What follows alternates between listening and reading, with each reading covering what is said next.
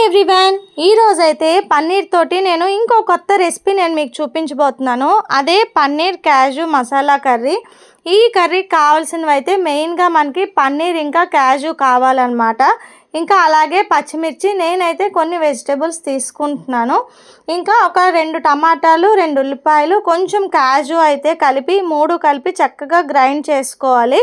మనకు కావాల్సిన ఈ కర్రీలోకి మెయిన్గా ఈ ముద్ద అనేది చాలా బాగా యూజ్ అవుతుందన్నమాట. మంచి ఫ్లేవర్ని ఇస్తుంది. మనకి జీడిపప్పు కూడా గ్రైండ్ చేసి వేయిస్తే చాలా మంచి ఫ్లేవర్ వస్తుంది.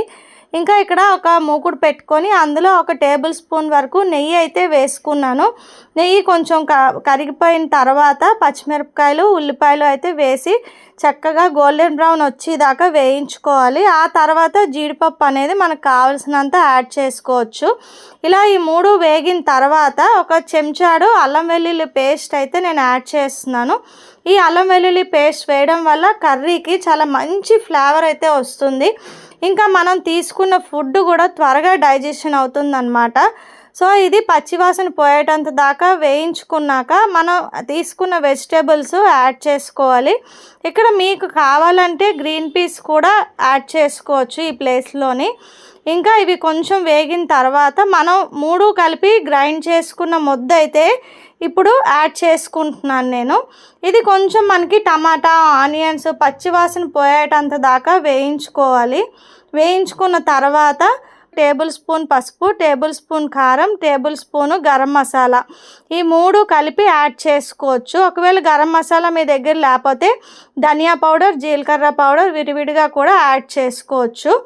ఈ 3 కలిపి వేసి ఇంకొకసారి వేయించుకొని కొంచెం ఒక 2-3 గ్లాసుల వరకు నీళ్ళు పోసుకోండి. స్టార్టింగ్ మనకి ముద్దగా ఉండకూడదన్నమాట, కొంచెం పల్చగా ఉంటే అది బాగా ఉడికిన తర్వాత మనకి కొంచెం ఆ క్వాంటిటీలోని మనకి ఏ టెక్స్చర్ అయితే రావాలో అలా రావడానికి తగ్గట్టుగా మీరు నీళ్ళు అయితే పోసుకోండి. ఇంకా బాగా ఉడికిపోయిన తర్వాత ఫైనల్గా పన్నీర్ అయితే యాడ్ చేసుకోండి.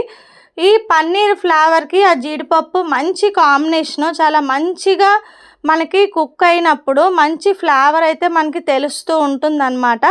ఇది మనం అన్నంలో కానీ, ఇంకా బిర్యానీ, ఫ్రైడ్ రైస్, చపాతీ, పూరి, ఇంకా నాన్తో అయితే మంచి కాంబినేషన్గా ఉంటుంది.